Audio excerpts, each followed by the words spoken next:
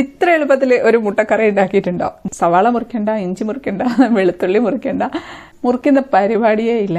അപ്പോൾ ഒന്ന് ആലോചിച്ച് നോക്കൂ എത്ര എളുപ്പമായിരിക്കുന്നു. ടേസ്റ്റ് ആണെങ്കിലോ ഗംഭീര ടേസ്റ്റുമാണ്. രാവിലെയൊക്കെ എളുപ്പത്തിൽ തയ്യാറാക്കാം.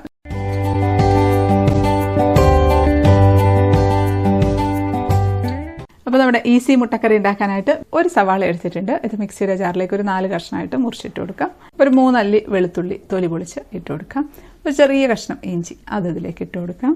അതൊന്ന് അരച്ചെടുക്കാം. ഒന്ന് നന്നായിട്ടൊന്ന് ചതച്ച് എടുത്താൽ മതി. നല്ല പേസ്റ്റ് പോലെ ആക്കിയിട്ടില്ലാന്നേ ഉള്ളൂ. ഇനി നമുക്കൊരു പാനിലേക്ക് കുറച്ച് ഓയിൽ ഒഴിച്ചു കൊടുക്കാം. ഒലീവ് ഓയിലോ സൺഫ്ലവർ ഓയിലോ അല്ലെങ്കിൽ വെളിച്ചെണ്ണയോ ഏതായാലും മതി.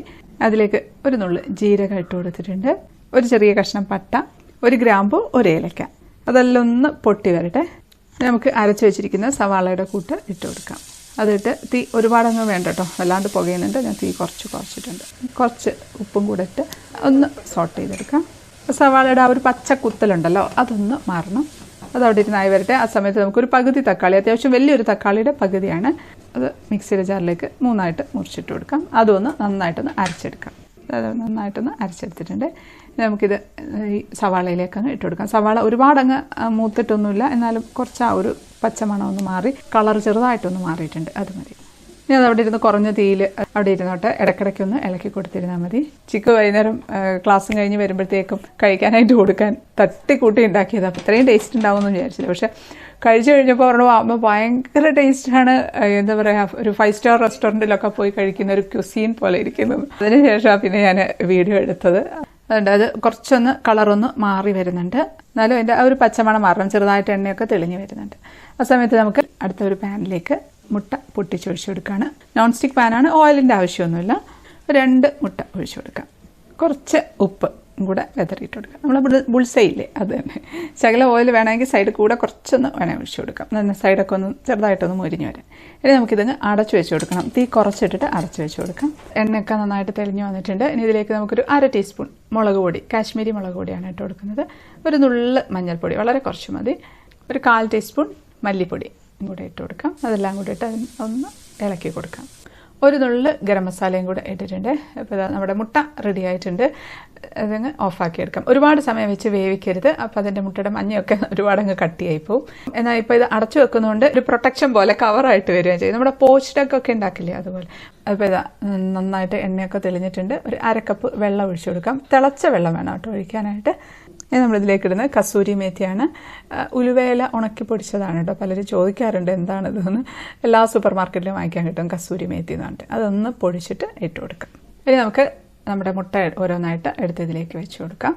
കൂടുതൽ ക്വാണ്ടിറ്റി ഉണ്ടാക്കണമെങ്കിൽ കുറച്ചും കൂടെ പരന്ന പാത്രം എടുക്കായിരിക്കും കേട്ടോ നല്ലത്. എന്നിട്ട് ഈ ഗ്രേവിയൊക്കെ കൂടെ മുട്ടയുടെ മുകളിലേക്ക് അങ്ങ് ആക്കിയിട്ട് നമുക്ക് അടച്ചു വെച്ച് കൊടുക്കാം. അതിൽ കിടന്ന് ആ മുട്ട അങ്ങ് ഈ ഗ്രേവിയൊക്കെ നന്നായിട്ട് അബ്സോർബായിട്ട് നല്ല സോഫ്റ്റായിട്ട് വരും. മുട്ട പക്ഷെ ഒരുപാട് അങ്ങ് വെന്ത് പോയിട്ടുണ്ടെങ്കിൽ അതിന് അത്രയും ഒരു സോഫ്റ്റ്നെസ് കിട്ടില്ല. കവർ ചെയ്തിട്ട് നമുക്ക് അടച്ചു വെച്ച് കൊടുക്കാം. കുറഞ്ഞ തീയിലവിടെ ഇരിക്കട്ടെ. നന്നായിട്ട് എണ്ണയൊക്കെ ഇങ്ങനെ തെളിഞ്ഞ് നല്ല കുറുകി വരുമ്പോൾ നമുക്ക് ഓഫാക്കി എടുക്കാം. ഇതൊക്കെ ഒന്ന് തുറന്ന് നോക്കാം. അപ്പോഴത്തേക്ക് കണ്ട നല്ല എണ്ണയൊക്കെ തെളിഞ്ഞ് വന്നിട്ടുണ്ട്. ആവശ്യമുണ്ടെങ്കിൽ കുറച്ച് ഉപ്പിട്ട് കൊടുക്കാം. ഒന്നുകൂടെ ഒന്ന് അടച്ചു വെച്ച് കൊടുക്കാം. ഇനി മതി, ആയിട്ടുണ്ട്. നല്ല എണ്ണയൊക്കെ തെളിഞ്ഞ് നല്ല അടിപൊളി, കാണാൻ നല്ല ഭംഗിയാണ്, നല്ല മണമാണ്. ടേസ്റ്റ് ആണെങ്കിൽ ഒരു രക്ഷയില്ല. ഇനി ആഡംബരത്തിന് കുറച്ച് മല്ലിയില. ഞാൻ ആദ്യം ഉണ്ടാക്കിയപ്പോൾ മല്ലിയിലയൊന്നും ഇട്ടിട്ടുണ്ടായിരുന്നില്ല കേട്ടോ. എന്നിട്ട് തന്നെ നല്ല ടേസ്റ്റി ആയിരുന്നു. ഇത് മതി. ഇത് നമുക്ക് പ്ലേറ്റിലേക്ക് വെച്ച് കൊടുക്കാം. ബാക്കിയുള്ള ഗ്രേവിയും കൂടി അങ്ങ് ഒഴിച്ചു കൊടുക്കുക. ഇതിപ്പോൾ 2 പേർക്കൊക്കെ കഴിക്കാനുള്ള ഒരു കറിയുണ്ട്. ഒരുപാട് കറി കൂട്ടുന്നവരാണെങ്കിൽ ചിലപ്പോൾ കുറച്ചുകൂടെ കൂടുതൽ ക്വാണ്ടിറ്റി എടുക്കേണ്ടി വരും. ഇപ്പോൾ മുട്ട ഇതൊക്കെ അബ്സോർബ് ചെയ്ത് കുറച്ചും കൂടെ ഒന്ന് വലുതായിട്ടുണ്ട് കേട്ടോ. നമുക്ക് ടേസ്റ്റ് ചെയ്ത് നോക്കാം. ചപ്പാത്തിയാണ് ഞാൻ കൂട്ടുന്നത്. ചപ്പാത്തിക്ക് കഴിക്കാം. ബ്രെഡ് ഉണ്ടെങ്കിൽ ബ്രെഡിന് കൂട്ടി കഴിക്കാം. പൊറോട്ടയ്ക്ക് കൂട്ടാം. മുട്ടയൊക്കെ നല്ല സോഫ്റ്റ് ആയിട്ടാണ് ഇരിക്കുന്നത്. കഴിക്കട്ടെ. അടിപൊളി ടേസ്റ്റാണ് കേട്ടോ. ഒരു പ്രത്യേക ടേസ്റ്റാണ്. ഒരു നോർത്ത് ഇന്ത്യൻ ഫ്ലേവർ വരുന്നുണ്ട്. നല്ല ടേസ്റ്റാണ് കേട്ടോ. അത് മുട്ടയൊക്കെ നല്ല ജ്യൂസി ആയിട്ടുണ്ട്. അതിലേക്ക് ഇങ്ങനെ പിടിച്ചിട്ട് കറി ഗ്രേവിയൊക്കെ ശരിക്കും എത്ര എളുപ്പത്തിലാണ് നമ്മൾ ഈ ഒരു കറി ഉണ്ടാക്കിയതല്ലേ. ഒട്ടും സമയമില്ലാത്ത സമയത്തൊക്കെ ഇടയ്ക്കിടയ്ക്ക് ഞാൻ ഈ ഒരു കറി ഉണ്ടാക്കാറുണ്ട്.